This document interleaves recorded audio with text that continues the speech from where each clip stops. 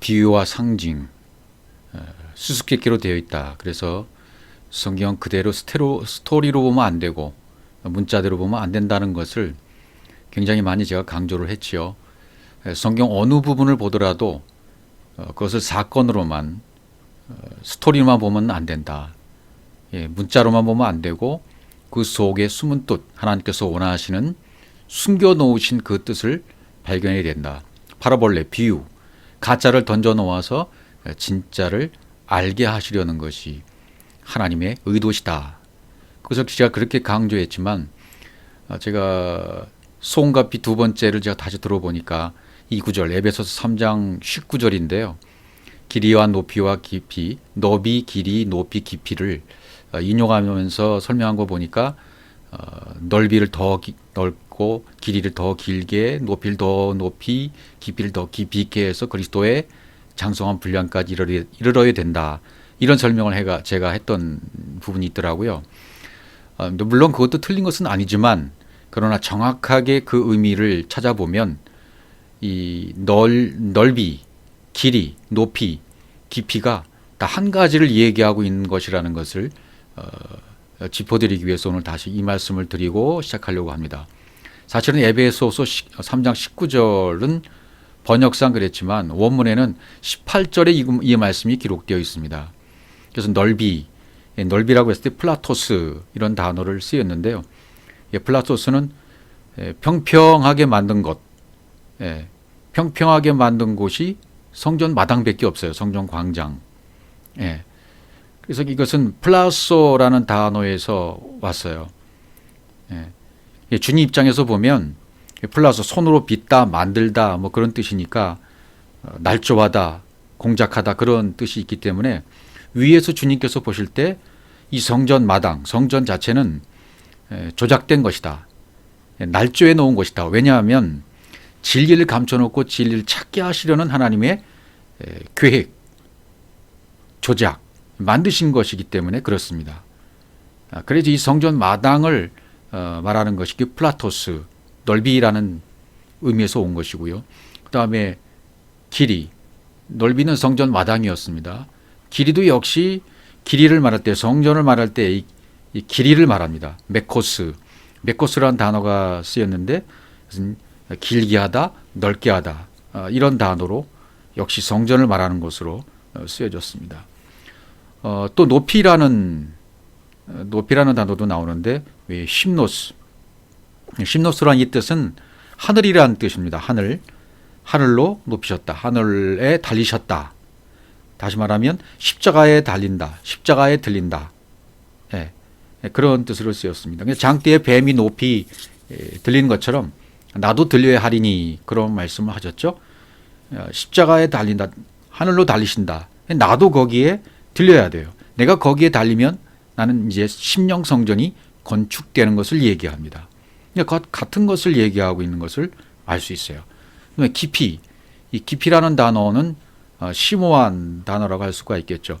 깊이, 이 깊이라는 단어 한번 살펴보면 여러 가지 의미가 있을 수 있습니다만 이것도 역시 다음 구절을 보면 알 수 있어요.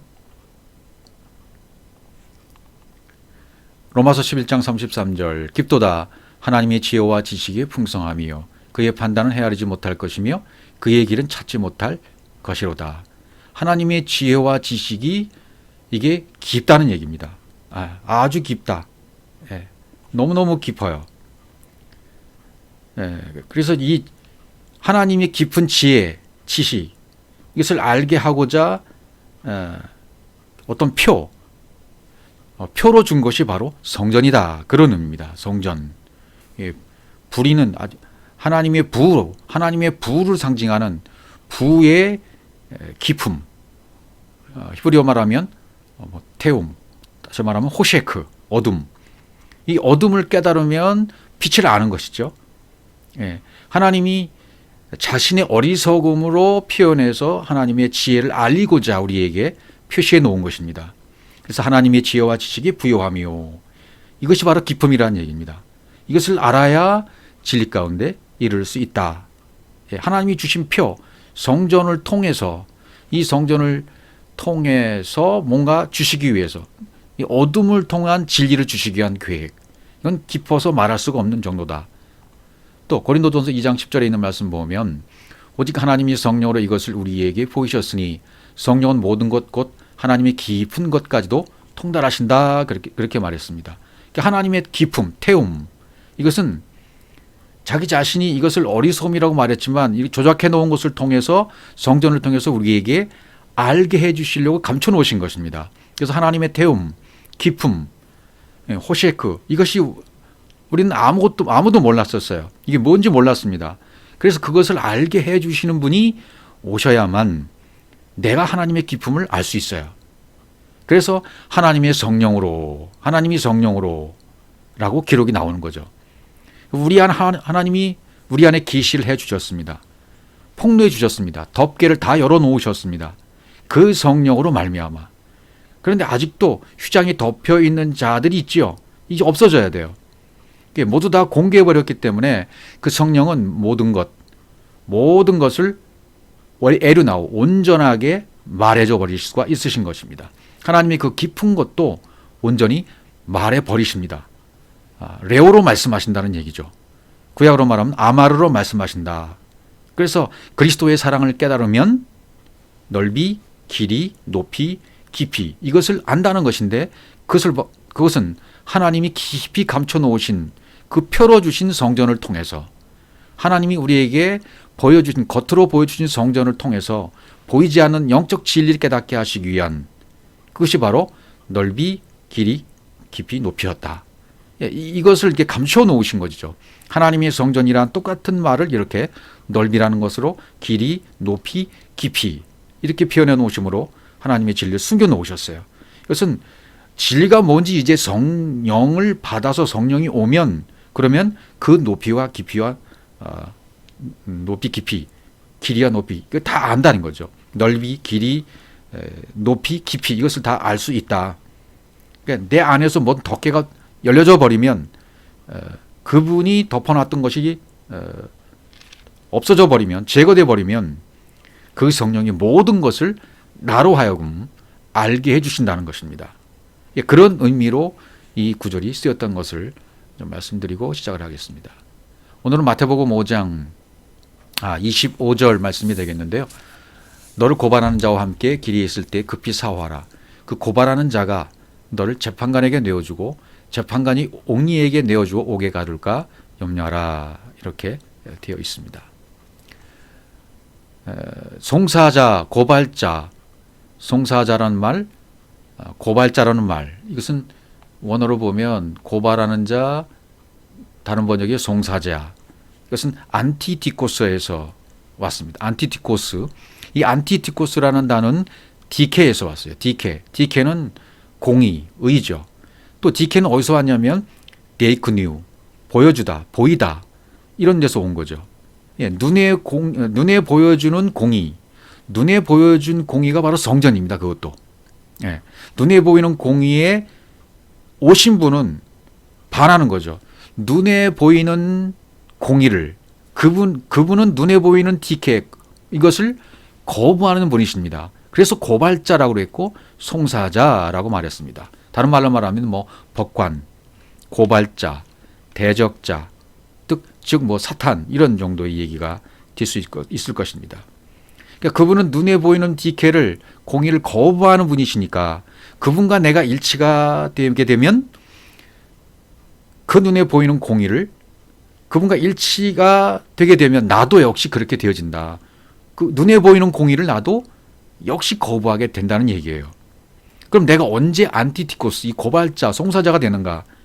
디카여 신의 그 진리가, 그 의가 내 안에 있어야 나도 눈에 보이는 것에 대해서 거부할 수 있는 거죠. 반할 수 있는 것이죠. 그래서 이 안티디코스, 송사자는 하나님이십니다. 그런데 하나님이신데 어떤 하나님이냐면 율법의 하나님이십니다. 율법의 하나님. 이 율법의 하나님이 바로 법관으로, 심판자로, 통치자로, 고발자로, 대적자로 오셨다는 거예요. 그래서 이렇게 오실 때 그분 안티디코스로 오셨어요.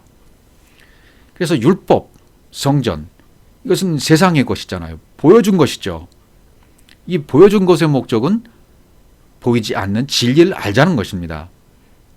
그래서 사람 쪽에서 받아가지고 그 진리에 대해서 관심이 없다, 또는 눈에 보이는 것을 계속 추구하고 있다, 그럼 그것을 에크드로스라고 그래요. 원수라는 단어를 쓰는 부분도 있습니다.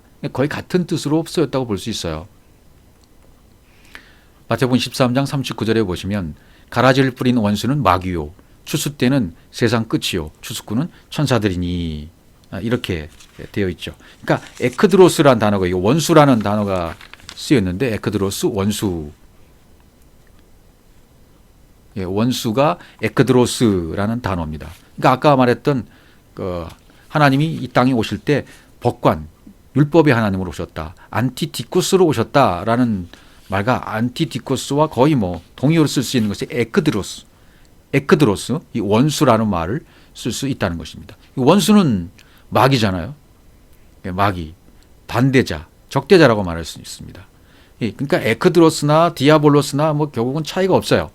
그래서 안티디코스는 지금 우리 살펴본 대로 반대자, 적대자, 이런 의미입니다.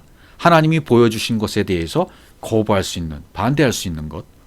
그래서 성경에는 다른 부분에 보면 이 세상의 임금이다, 왕이다, 머리가 된다, 자기 자신이요, 이런 단어들을 의미를 쓰는 게 있죠.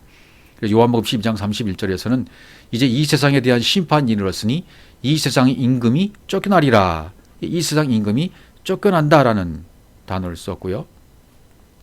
요한복음 16장 11절 심판에 대하라 함은 이 세상 임금이 심판을 받았습니다. 예수 자기 자신을 세상 임금이라고 하신 거예요. 세상 임금은 육체로는 그렇게 심판을 받는다. 그렇게 지금 말하고 계시는 거죠. 그래, 내가 맞아. 내가 너희들의 원수로 왔어. 너희들의 임금으로 왔어. 너희들의 왕으로 왔어. 내가 너희들의 바알세불로 온 거야. 바알세불로 온 거야. 바알세불로 와서 바알세불인 상태인 너희들을 없이 하려고, 깨닫게 하려고, 그래서 그것을 벗어나게 하려고 내가 왔다라고 말씀하시는 거죠. 누가복음 11장 19절이에요. 내가 바알세불을 힘입어 귀신을 쫓아내면 너희 아들들은 누구를 힘입어 쫓아내느냐? 그러므로 그들이 너희 재판관이 되리라. 이런 말씀을 있죠. 만약 내가 바알세불 안에서 그 악한 말, 비진리를 쫓아낸다면, 해결한다면 너희 그 아들들은 무엇 안에서 쫓아낼 수 있겠느냐는 거예요. 그 아들들은 누굽니까? 여기서 그들이 구원해야 할 자들, 대상자들을 말하죠. 그들은 바알세불이 아니면 무엇 가지고 쫓아내느냐? 방법이 없자는 거예요. 너희들에게는. 내가 이 진리를 저 성경 갖고 지금 가르치고 있지 않은가? 내가 바알세불로 더불어 바알세불을 갖고 더러운 말을 정화시키고 깨끗하게 하고 있다. 내가 만약에 저 바알세불을 힘입어서 악한 말을, 비진리를, 귀신을 쫓아낼 수만 있다면 너희들은 무엇을 갖고 하겠느냐? 너희는 깨끗하게 할 것이 없잖아. 없자는 것입니다. 그러니까 눈에 보이라고 너희들에게 믿으라고 한 것이 아니라는 거예요. 눈에 보이는 것을 준 목적은 이것을 믿으라고 하는 거야. 그 안에 있는 진리를. 이 말을 하러 지금 오신 것이죠. 우리 주님은. 그래서 내가 온 것은 그래서 파괴하러 온 거야. 파괴하러 왔기 때문에 귀신인 너희들, 바알세불 같은 너희들을 파괴하기 위해서 내가 똑같은 모습으로 온 거야. 그래야 그것은 온전하게 되어지고 완성되는 거야. 파괴는 파괴가 아니라 완성으로 주어지는 거야. 이렇게 말씀하시죠.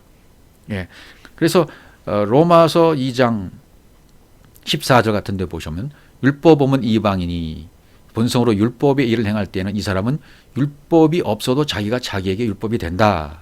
그렇게 말을 했습니다. 15절 보시면 이들은 그 양심이 증거가 되어 그 생각들이 서로 혹은 고발하며, 여기 고발이란 말이 나오죠. 혹은 고발하며, 이게 아까 안티디코스, 혹은 고발하며, 혹은 변명하여 그 마음에 새긴 율법의 행위를 나타낸다 그랬습니다.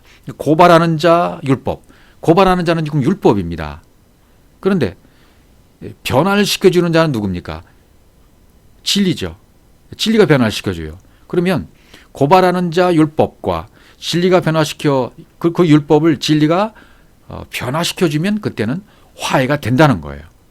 오늘 마태복음 5장 25절은 그런 측면에서 지금 말씀을 하고 있다는 것이죠. 그렇게 되면 율법에서 해방이요, 양심의 법에서, 땅의 법에서 해방될 수 있다. 그것을 주신 것은 양심의 법 또는 땅의 법을 주신 목적이 뭡니까? 위의 것, 하늘의 법, 진리의 법, 생명의 법, 이것을 주시기 위해서 이것이 존재한다는 것이죠. 그래서 그때 구약에서도 에레미야서 언약을 세워 주시지 않습니까? 여호와의 말씀이라 보라 날이 이르리니 내가 이스라엘 집과 유다 집에 새 언약을 맺으리라. 새 언약을 이제 맺어 주시겠다라고 계속 말씀하십니다.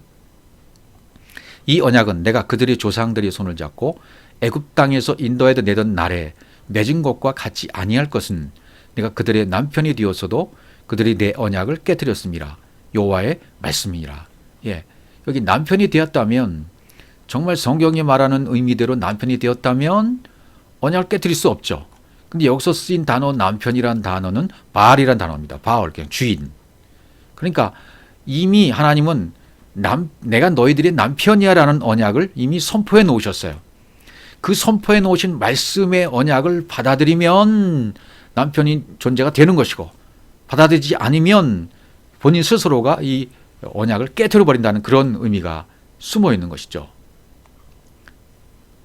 그 다음 구절 또 보시면요, 이사야 54장 5절로 가보시면 이는 너를 지으신 이가 네 남편이시라 이렇게 말하고 있습니다. 이를 너를 지으신 이가 남편이시라. 이것도 전부 바알로 쓰이나요? 여기도 바알입니다. 너를 지으신 이가 네 남편 바알이시다. 그의 이름 만군의 여호와시며 네 구속자는 이스라엘의 거룩한 이시라. 그는 온 땅의 하나님이라 일컬음을 받을 것이다.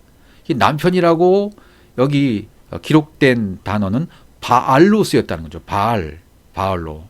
그러면 바알로 쓰였다는 것은 분명히 언약이잖아요. 약속이지 않습니까? 만군의 여호와께서. 근데 그 의미가 있어요. 다음 표현을 보시면 이 남편이라는 단어가 다른 단어로 또 쓰입니다. 에레미야 3장 14절 여호와의 말씀이라 배역한 자식들아 돌아오라. 나는 너희 남편임이라. 내가 너희를 성읍에서 하나와 족속 중에서 둘을 택하여 너희를 시온으로 데려오겠고. 이렇게 바알로 쓰이는 부분이 있는가 하면에 이 바알이 이제 이시로 바뀝니다. 호세아 가보죠. 여호와의 말씀이라 보라 내가 사람의 씨와 짐승의 피를 이스라엘 집과 유다 집에 뿌릴 날이 이른다. 그러면서 사람의 씨와 짐승의 씨를 뿌린다. 이스라엘 집과 유다 집에 이렇게 말씀하셨어요. 사람이 되려면 여섯째 날까지 가야 됩니다. 그렇지 않으면 전부 짐승의 씨입니다. 그러니까 사람의 씨가 있고 짐승의 씨가 있고, 짐승으로 있다가 여섯째 날까지 가서 말씀을 듣고 깨달으면 사람이 되어져서 이제 비로소 기경할 수 있게 되고 밭에 이제 밭이 준비가 된 거죠. 거기 씨가 떨어지면 되는 것입니다. 이제 그러면 이 사람의 씨에서 이제 하나님의 생명의 씨가 여기에 기경이 되는 거죠. 싹이 나고 잎이 나는 거죠. 이 씨가 떨어져서. 그럼 이 씨가 이제 뭐가 되나 보십시오. 호세 2장 16절 여호와께서 이르시되 그날에 내가 나를 내 남편이라 일컫고, 여기는 이 씨예요. 바알이 아닙니다. 남편이라 일컫고 다시는 내 바알이라 일컫지 아니하리라. 보십시오. 내가 이제는 이 씨라고 일컫고 내 바알 남편이라고 일컫지 않게 될 것이다. 그렇게 되는 것이 창세기 1장 27절에 말하는 자칼 네케바예요. 하나님이 자기 형상 곧 하나님의 형상대로 사람을 창조하실 때 여기서 나오는 사람은 이제 남자와 여자잖아요. 남자 자칼, 여자 네케바. 남자와 여자 자칼과 네케바의 관계를 설명해 주고 있어요. 네케바는 자칼이 없으면 네케바를 할 수 없어요. 또 자칼도 네케바와 하나 되지 않으면 자칼이라 부를 수 없어요. 그러니까 남자와 여자는 하나인 거예요. 이렇게 자칼, 씨 있는 남자, 완전한 남자로 이 여자가 하나가 되어지면, 그때 완전한 완성이 이루어지게 되는 것이죠.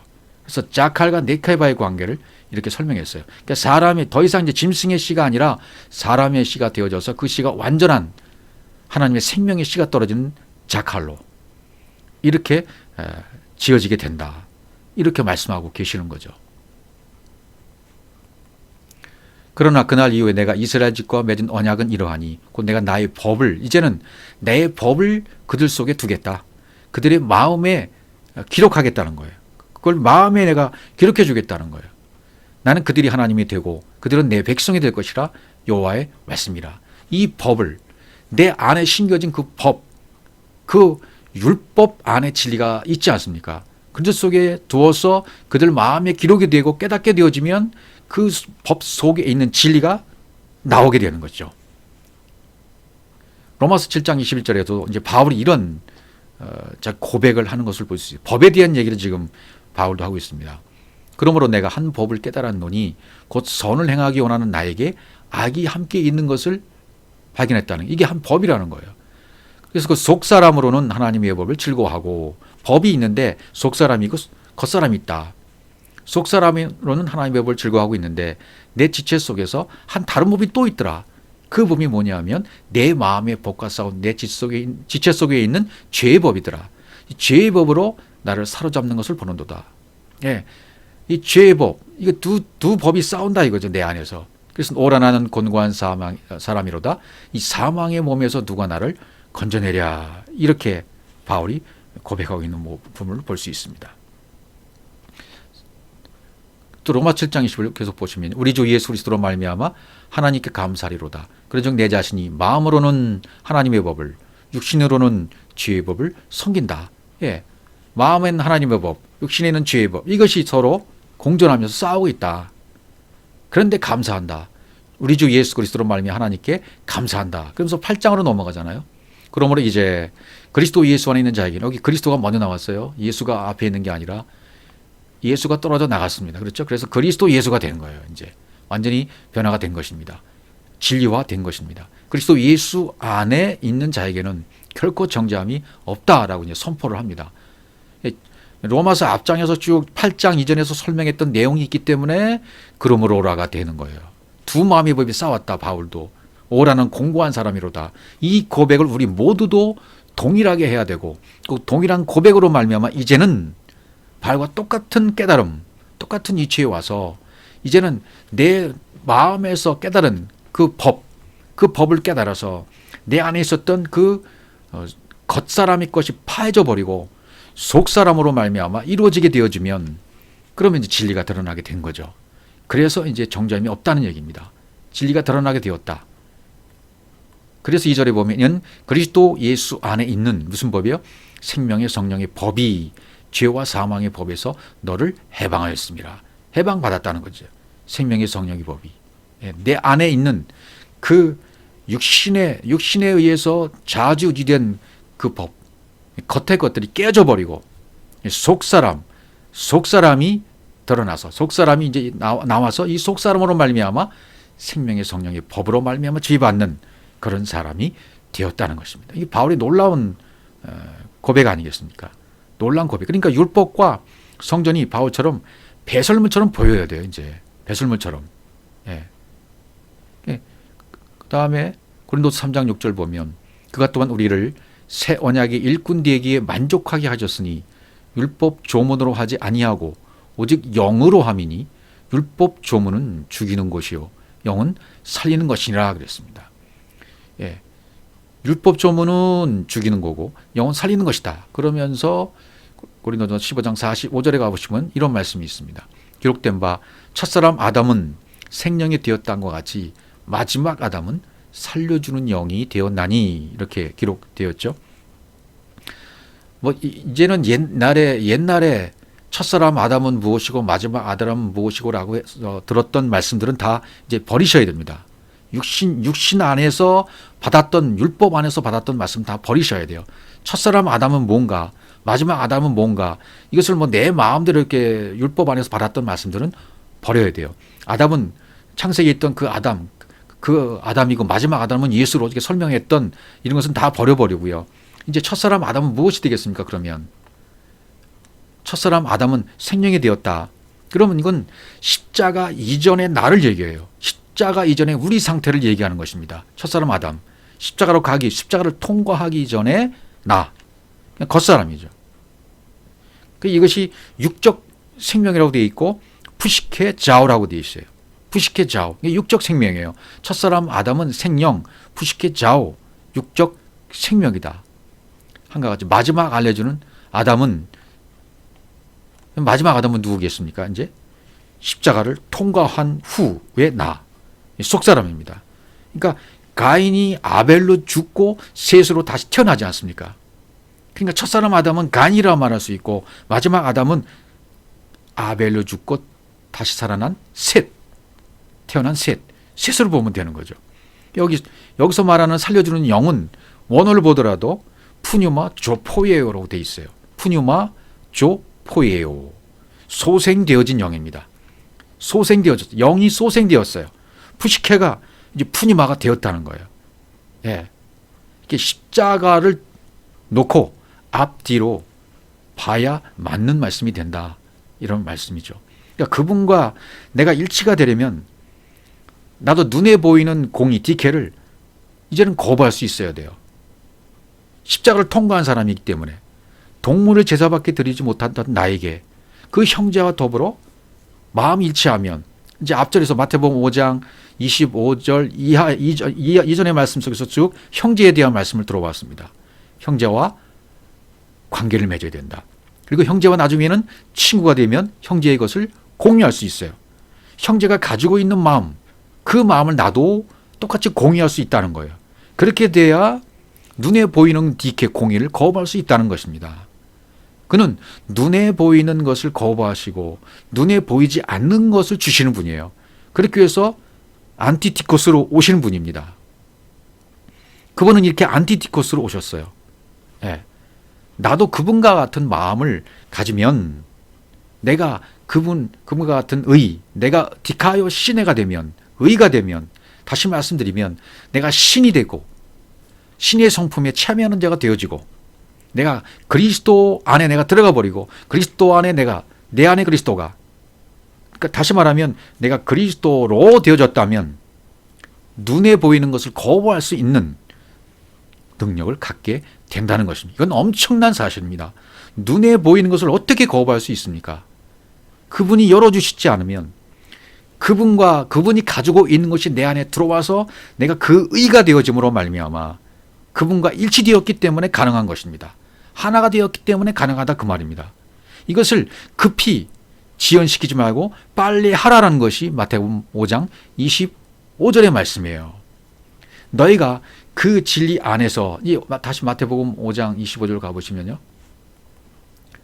고발하는 자, 안티디코스. 너희가 그 진리 안에 있는 동안, 에우스 호투, 뭐뭐까지 하는 동안, 길에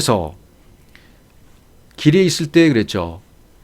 안티디코스와 함께 길에 있을 때, 광야의 여정에 있을 때, 광야의 여정에 있으면서 포리오마이, 그 여정의 길을 가고 있을 때에, 그럼 이것 때문에 뭡니까? 이 광야에서는 뭐 하는 것입니까?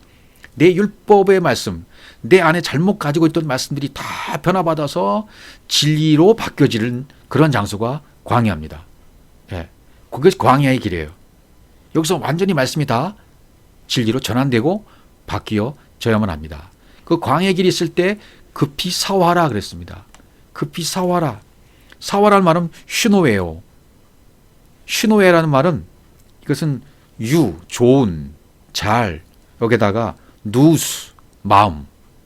그러니까 좋은 마음이죠. 그럼 좋은 마음이 뭔가? 깨달은 마음이에요. 깨달은 마음. 화해한 마음이란 얘기죠. 즉 율법에서 진리로 전행됐기 때문에 이제 화해가 된 거예요. 내 안에서 화해가 된 거예요. 예. 공의, 심판이란 말이 같이 있는 거, 내 안에. 그래서 염려하라. 재판관에게 내어주고 재판관이 옥녀에게 내어주어 옥에 가둘까 염려하라. 염려하라는 단어를 쓰고 있죠. 그러니까 광야의 여정에 있을 때 급히 사화해라. 잘 깨닫는 마음이 되어라. 깨닫는 마음이 되어야 빨리 이 광야 여정이 끝나죠. 그래서 메포테 염려하라. 너를 결코 뭐뭐하지 않도록, 넘겨주지 않도록. 누구에게? 재판관에게. 파라디도미 완전히 내어주지 않도록 해라. 예. 그 심판 안에서 그 안티디코스에게 결코 완전히 넘겨주지 않도록 해라. 그분과 일치가 되지 않으면 어떻게 되는 겁니까? 심판을 위해서 우리는 넘겨줘 버려요.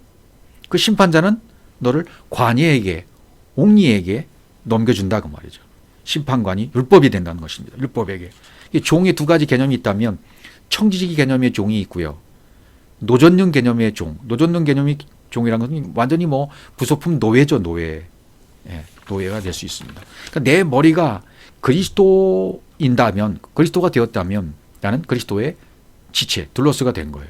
종이 된 겁니다. 내 머리가 율법이면 불의의 지체죠. 예, 당시 가장 천한 자가 로마 전투함에 배를 젓는 노젓는 자들이죠. 하나의 부속품으로 보는 것이라 그 말이죠. 그런 옥에게 내어주겠다. 옥에 가둘까? 옥에 가둘까? 옥은 뭡니까? 감옥, 필라케. 필라소에서 왔어요. 보존하다, 지키다. 예, 천한 노예를 잡고 있는 것이 잡으려면 장소가 있어야 되잖아요. 그 장소가 바로 감옥이란 얘기죠. 감옥. 아무도 깨닫지 못하는 상태, 이 감옥이란 얘기예요. 못 듣고 못 깨닫는 것. 예, 우리를 정죄하는 율법에서 예수 그리스도를 통해서 이제 우리가 진리로 넘겨주면 그 율법에서 해방이 된 거죠. 그러면 이제 화해가 된 거예요. 그렇게 안 되면 옥에 있는 거죠. 화해가 안 되면 옥에 있는 거예요. 그래서 급히 사와라 그랬어요. 잘 깨닫는 마음이 되어라. 광야의 길이 있을 때 잘 깨닫는 마음이 되도록 해라. 이렇게 지금 강조하고 있는 거죠. 이사야 42장으로 가보시면 여기 옥이라는 단어가 나오는데 쭉 이렇게 설명을 하고 있습니다. 너희 못 듣는 자들아 들으라. 소경들아 들으라는 얘기죠. 너희 맹인들아 밝히 보라. 너희 귀머거리들아 들으라. 너희 소경들아 밝히 보라. 맹인이 누구냐? 내 종이 아니냐? 누가 내게 보내는 내 사자같이 못 듣는 자겠느냐? 누가 내게 충성된 자같이 맹인이 되겠느냐? 누가 여호와의 종같이 맹인이냐? 이렇게 되어 있어요. 소경이란 단어, 맹인, 소경, 이것은 눈을 덮는 아바르란 단어에서 유래했는데요. 눈을 덮는 막이란 뜻입니다. 그런데 이것은 또 오르라는 가족이라는 단어에서 유래를 했어요. 오르, 벗겨진. 또 이것은 또 우르라는 단어에서 왔어요. 유래를 보니까. 그러면 우르는 뭐냐면 벌거벗기다, 벗다. 그러니까 맹인, 이 소경, 못 보는 것은 결국은 벗겨지고 벗게 되고 보게 되는 것을 전제로 된 단어예요. 이 단어도. 왜? 하나님이 사자로 보냈기 때문입니다. 소경이 누구냐? 내 종이 아니냐? 에베드, 하인, 노예. 예. 소경은 내가 보낸 내 종이다. 예. 그렇기 때문에 누가 나의 보내는 나의 사자같이, 전부 말씀을 얘기하는 겁니다. 그러니까 성경을 가지고 있지만 진리로 깨닫지 못하는 것이 바로 감옥입니다. 그것을 지금 설명하고 있는 것입니다. 율법에 갇혀 있는 상태가 감옥이라는 거예요. 옥이라는 것입니다. 그래서 나의 보내는 나의 사자같이, 내가 보내는 내 사자같이 못 듣는 자겠느냐? 이게 무슨 뜻이겠습니까? 내가 보내는 내 사자, 성경 66권입니다. 예, 천사, 사자, 말라크, 성경 66권입니다. 성경 66권이 귀머거리예요. 예, 들려지질 않아. 성경 66권이 말씀으로 안 보이고 말씀으로 들려지지 않아요. 하라시. 귀머거리라는 단어도 헤레시인데 하라시에서 왔어요. 쟁기질하다, 공작하다, 새겨지다. 그럼 뭡니까? 이 귀머거리라는 단어, 헤레시라는 단어는 하나님이 사자로 보내셨기 때문에, 말씀 성경 66권을 사자로 보내셨기 때문에 이건 하나님이 계속 쟁기질 하심으로 말미암아 결국은 그 공작으로 말미암아 들려지게 돼 있다는 뜻이에요. 놀라운 비밀 아니겠습니까? 결국은 처음에는 벗겨지지 않다가 나중에는 눈이 벌겨 벗기듯이 벗겨져서 성경이 보여진다는 뜻이고 성경이 들려진다는 뜻이에요. 예, 누가 나의 친한 자같이, 누가 나의 충성된 자같이, 이건 충성이란 말은 샬람, 안전하다, 보답하다, 지불하다, 예, 안전한 충성된 자같이 맹인이겠느냐? 누가 여호와의 종같이 맹인이냐? 하나님이 말씀을 보내시는 거예요. 성경 66권 말씀을 보내시는데 전부 하나님의 사자들입니다. 예, 그 말씀이. 그런데 그 말씀이 쟁기질함으로 하나님이 쟁기질을 계속 하시게 만드시기 때문에 결국은 눈이 벗겨지고 쟁기질함으로 말미암아 귀가 열려져서 듣게 되고 보게 된다. 그 말씀을 지금 하고 계시는 것입니다. 놀라운 말씀이 아닐 수 없어요. 20절, 네가 많은 것을 볼지라도 유의하지 아니하며, 많은 것을 볼지면 유의치 않다. 샤마르, 지키다, 시중줄다, 간직하지 아니하며. 많은 것을 봐요. 하나님이 보내신 것들 중에서 많은 것을 보지 않습니까? 성경 66권. 그러나 지키질 않아요. 관심이 없어요. 그 말씀으로 샤마르가 안 돼요. 귀는 밝을지라도 이 귀. 예. 귀라는 말은 오젠이라는 단어가 쓰였더라고요. 귀, 오젠. 그건 무슨 뜻이냐면 귀를 펴다라는 의미가 숨겨져 있어요. 귀인데 오젠, 귀를 펴다. 귀를 펴다. 밝을지라도 파카오. 근데 귀를 어떻게 펴입니까? 귀를 편다는 얘기는 결국 뭐예요? 귀가 열려져서 듣게 된다. 그런 말씀이 되겠죠. 밝을지라도 파카흐, 열려, 파카흐. 이것은 역시 열려있다. 열려있다. 귀가 열려서 듣게 된다. 듣지 아니한도다. 그러니까 처음에는 그렇게 될지라도 결국은 듣게 된다는 것입니다. 그분이 쟁질하시고 그분이 듣게 하시고 보게 하십니다. 그러니까 처음에는 이 말씀, 성경 가지고만 있어요. 율법으로만 가지고 있어요. 옥에 갇혀 있는 상태입니다. 감옥에 있는 상태입니다. 그러다가 결국은 벗겨지게 하시고 들려지게 하시는 그때가 반드시 온다는 것입니다. 개인의 파루시아가 강림이 반드시 온다는 것을 말씀하고 계십니다. 여호와께서 그의 의로 말미암아 기쁨으로 교훈을 크게 하며 존귀하게 하려 하셨으나 그의 의로 말미암아 그분이 가지고 있는 그 의, 하나님의 의로 말미암아 기쁨으로 교훈을, 여기 교훈이란 말 토라라고 돼 있어요. 토라, 교훈을, 토라 율법이죠. 진리를 가르쳐서 그 진리를 보게 하려는 목적에서 준 토라, 율법, 그것을 크게 하며 존귀하게 하렸으나 이렇게 하셨단 말이죠. 하셨으나 아다르, 영광스럽게 존귀하게 하셨으나 안 받으면 이 백성이 어떻게 했어요? 이 백성이 도둑 맞으며 탈취를 당하며 다 굴 속에 잡히며 어디에요? 옥에, 이렇게 표현되어 있습니다. 옥에 갇히도다. 그 왜 그렇습니까? 하나님이 그런 계획, 성경을 주심으로 성경을 가진 자는 되었지만 진리로 깨닫지 못하니까 율법에 갇힌 자가 되었다. 어떻게 해서요? 도둑 맞았다는 거예요. 율법만 가지고 율법이 맞다고 하니까 뭘 도둑 맞았습니까? 진리를 도둑 맞았어요. 진리를 탈취당했어요. 다 굴 속에 잡히게 되었어요. 굴 속에. 굴이라는 말은 후루, 감방, 구멍 이런 뜻입니다. 갇혔다. 노략을 당하되 구할 자가 없고 탈취를 당하되 되돌려 주라 말할 자가 없다. 이렇게 되어버린 상태가 되었다는 것입니다. 결국은 하나님이 주신 말씀, 성경 66권 로고스의 말씀이 이제는 그것이 다 벗겨져서 해석이 되어져서 풀려져서 말씀이 풀려짐으로 말미암아 이제는 율법에서 해방되어지고 감옥에서 이제 나오는 상태까지 가야 된다. 율법에 갇혀 있는 상태가 바로 감옥이라는 것을 성경은 계속 하고 있는 겁니다. 베드로전서 3장 18절을 가볼까요?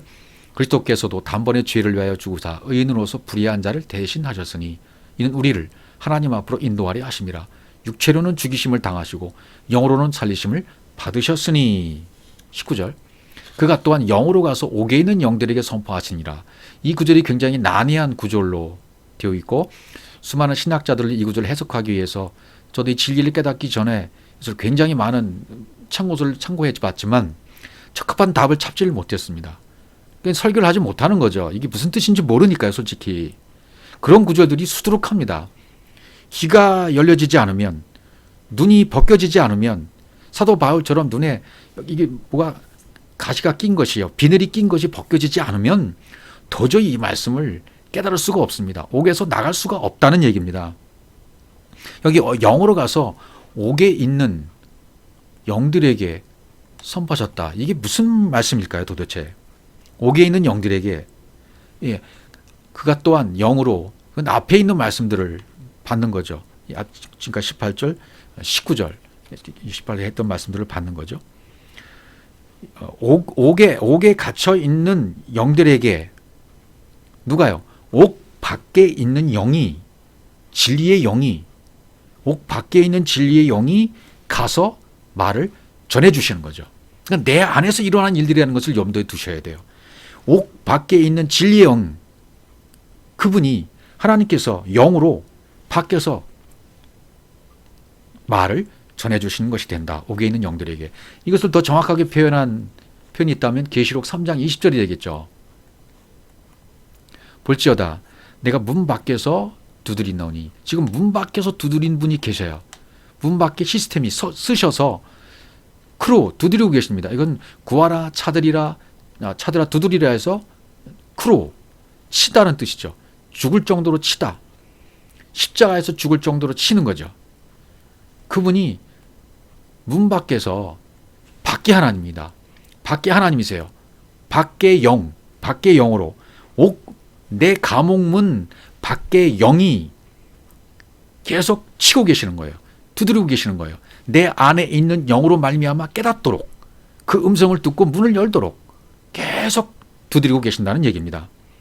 그러니까 어느 순간에는 이 밖에서 두드리는, 밖에서 치는 이 음성이 들려오는 거예요. 귀가 열리는 거예요. 마음의 귀가 열려지는 거예요. 들려옵니다. 그리고 귀가 열려서 듣게 되었죠. 귀를 펴게 돼요. 예, 갇혀있는 영들에게 내가 갇혀있는 영이었어요. 율법에 갇혀있는 영이었어요. 감옥에 있던 사람이었어요. 그런데 밖에서 시스템이 쓰셔서 계속 치시는, 죽을 정도로 계속 치시는 그 음성을 듣고 이제는 내 안에서 문을 여는 겁니다. 이제. 그러니까 옥에 있는 영들은 지금 스스로 갇혀 있는 겁니다. 열쇠를 누가 갖고 있습니까? 내가 가지고 있는 겁니다. 내 안에서 내가 가지고 있는 거죠. 열쇠를. 예. 그래서 여기 문은 듀라라고 되어 있어요. 듀라의 문을 이제 여는 것이죠. 내가 직접 여는 거예요. 퓰레와 듀라라는 문이 있지 않습니까? 이 듀라라는 문을 내 안에서 내가 여는 거예요. 이제. 그러니까 이런 뜻이에요. 그러니까 네가 속에서, 네가 안에서 안 열면 나는 들어갈 생각이 없다. 이렇게 진리가 지금 자꾸 밖에서 진리가 노크를 하고 있는 거예요. 이 두드리는 존재와 안에서 두드림을 받고 있는 존재인 내가 하나가 안 되면 안티디코스예요. 서로 대적자예요. 서로 사탄이에요. 그분이 안티디코스로 오셔서, 대적자로 오셔서 내 안에 있는 나에게 계속 두드리고 치심으로 말미암아 대적자에서 이제는 화해시키려고 오신 거예요. 대적자의 관계에 있던 나라와 화해시키려고 계속 두드렸어요. 그러면 누구든 내 음성을 듣고 문을 열면, 이 듀라의 문을 열면 그에게로 들어가 그로 더불어 먹고 그는 나와 더불어 먹으리라. 이렇게 되는 거죠. 이 음성이 들리면 문을 열고 더불어 먹자. 그래서 먹는다는 뜻이 뭘까요? 먹는다는 뜻은 데이프논에서 왔어요. 데이프논은 저녁 식사인데요. 그러니까 성경의 식사는 아침과 저녁밖에 없어요. 점심은 없습니다. 성경에서. 그러니까 아침은 율법으로 제공되고 저녁은 진리로 제공이 되는 것입니다. 그러니까 이렇게 되면 되죠. 아침 식사를 저녁 식사로 먹으면, 아침 식사를 율법을 저녁 식사로 진리로 먹으면 완성이 되는 것입니다. 그래서 요한복음 21장 12절에 보시면 조반 먹으라 그러죠. 예수께서 이르시되 와서 조반을 먹으라. 고기를 153마리 잡았습니다. 생선이 있느냐? 생선 갖고 왔습니다. 그리고 조반을 먹으라. 떡과 생선을 이렇게 제자들에게 주었습니다. 이 조반을 먹는데 이 조반을 제공해 주셨어요. 부활 후에 조반을 제공해 주시고 이 조반을 저녁 식사로 이제 먹으면 되는 겁니다. 저녁 식사가 뭐겠습니까? 요한복음 14장, 15장, 16장, 17장 여기에 기록되어 있어요. 저녁 식사가. 그러니까 아침 식사를 이 저녁 식사로 먹으면 완성이에요. 베드로 전서 3장 20절 보시면 그들은 전에 노아의 날 방주를 준비할 동안 하나님이 오래 참고 기다리실 때 복종하지 아니하던 자들이라. 방주에서 물로 말미암아 구원을 얻은 자가 몇 명뿐이니 겨우 8명이라 이렇게 되어 있어요. 그러니까 베드로서는 지금 시브리서 다음에 나오잖아요. 건너간 자, 이브리한 자들. 그러니까 시브리서 다음에는 진리가 된 자들 얘기고 시브리서 다음에 나오는 얘기들은 전부 안식에 대한 얘기라 그 말이죠. 그걸 염두에 두고 이 3장 20절 본 베드로전서 토때 노아의 날, 여기 노아의 날이라는 말이 나오는데요. 노아의 날. 그럼 그 노아 시대의 노아의 날을 말하는 것인가? 그런 의미는 아니죠. 시브리서 다음에 했기 때문에 노아의 날. 그러면 여기서는 안식을 얘기하는 거죠. 이브리한 자들의 날.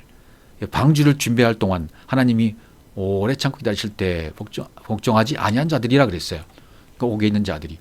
방주가 준비 안 된 자들이라 그 말이죠.